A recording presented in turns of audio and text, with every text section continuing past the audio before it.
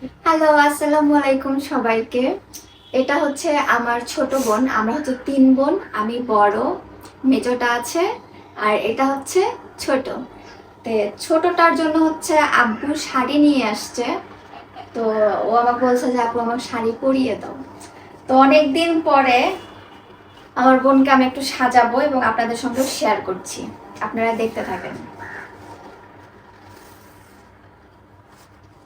শাড়িটা তো খুবই সুন্দর আর লাল কালার তো খুবই ভালো লাগে।